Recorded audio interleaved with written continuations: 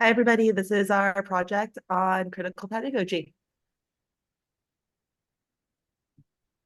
So to start off with some background about what critical pedagogy is and where does it come from. So we're focusing on the school, which is a site of both domination and liberation.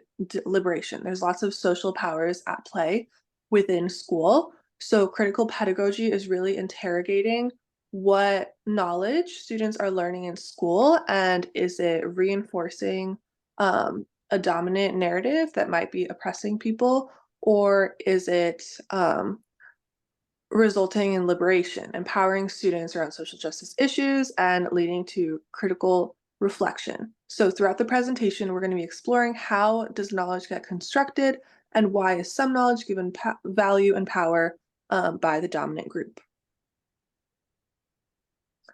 So to define, what is critical pedagogy? It is looking at how, again, knowledge is created within a social context that determines what knowledge gets visibility and power to influence actions. Um, Through this critical exploration, students will examine the political, economic, and social roots of content and skills they are learning, and this results in them, rather than being passive receivers of information, they end up being in dialogue with the teacher. So the students are learning from the teacher is learning from the students as they are embarking on this critical inquiry exploration.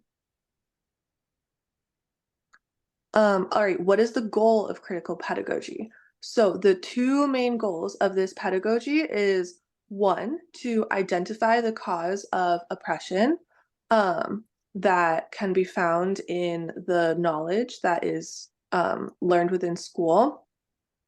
And two, use this knowledge and multiple perspectives to actually create change and motivate action.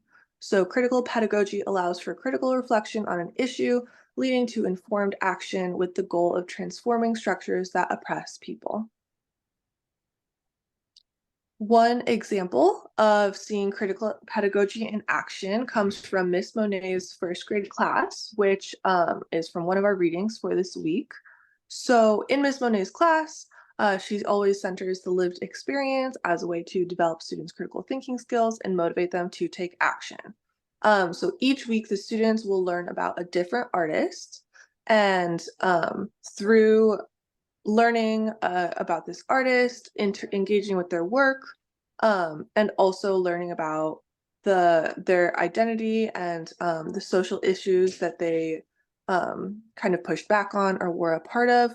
The students are really getting multiple perspectives of this artwork and engaging with narratives that might not come from the dominant culture. Um, and so after this critical reflection and exploration, students will then create their own piece of artwork that is spreading a social message. So this is the students taking action and spreading awareness. So again, we see the critical pedagogy structure of first students reflect on different perspectives, and then this leads to informed action that is pushing back against oppression. So when you think of critical pedagogy, most people think of how it can be incorporated into literacy or social studies instruction, but it can also be incorporated into other content areas like math or science. So after reading the content from this week, I was reflecting back to a lesson that I did earlier this year where I incorporated critical pedagogy into my instruction. So I was teaching students about coins and their values and how to add and subtract with coins. And the students were not really getting the concept, or they weren't understanding how it was actually applicable to their everyday lives and how they could use this in their everyday lives. So, and they were also struggling like with the simple addition and subtraction of it because they didn't really understand like the connection it actually had to their everyday lives. So to get students more engaged in this process, I decided to draw on the social context of how they can actually use money in their everyday lives and how we can use that in the classroom. So I created a coin shop for the students, and all students were given $1 worth of coins. And then they needed to buy and sell things from their classmates, and they needed to budget their money. They needed to make sure that they were getting the right amount back. They needed to make sure that they were paying the right amount.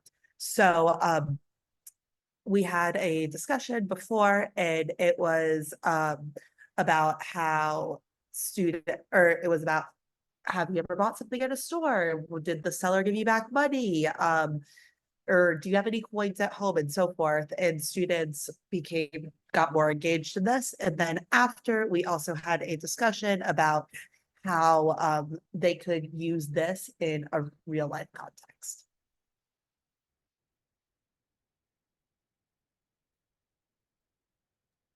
So for a third example, I created a lesson plan that I would be using with a special education middle school group. Many of the students I work with are autistic and therefore miss a lot of the social constructs of what are visible and invisible markers about identity.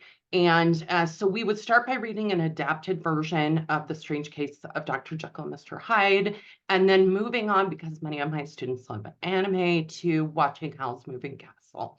And then we would have some discussion throughout those two activities about how the characters see themselves, how our students see themselves, how they view other people, and really talking about what plays into identity in that construct.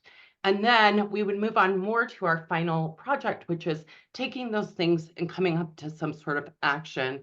And it would be having students draw a portrait of themselves, drawing a line down the middle of what would be just their head and shoulders, and on one side doing their skin tone and kind of what they're wearing for the day, and then on the other side it would be identity markers that they see for themselves, so things that they like, things that are important to them, family, things that are a part of their culture.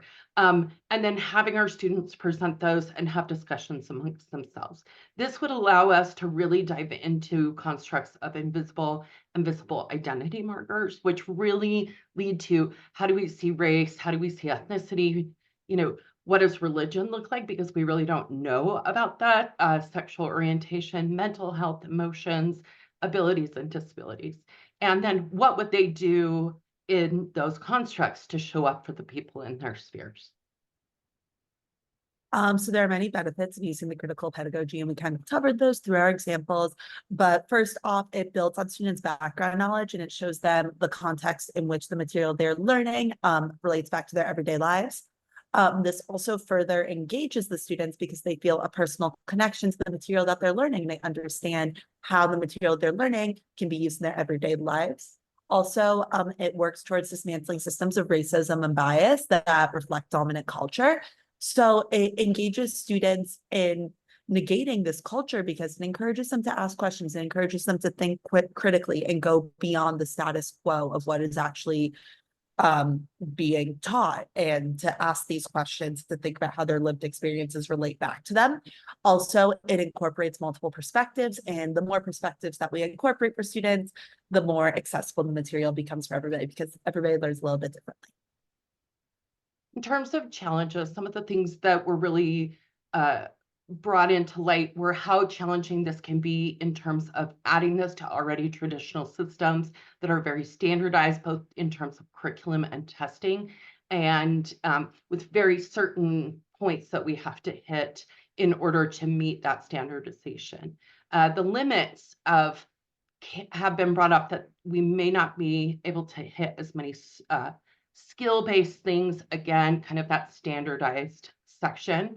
And then there tends to sometimes be, as we move towards change, fear and resistance to changing of what is really considered the culturally traditional ideologies, and lessening that power, that dominant power, and the things that are offered through that power in the systematic standardized systems that we already have. In summary, we really wanted to just add that this is a fundamental pedagogy that brings this relationship between power and knowledge together. It really puts this from passive receivers to active learners, both for teachers and students, creates dialogue. It allows us to look at critical reflection and really start to look towards action and change. And those are the benefits as well of this, that we are dialoguing and bringing in multiple perspectives. I think it's most challenging in terms of implementing this into our historically standardized testing and curriculums, and then having to come up against dominant culture that often feels threatened by this type of education.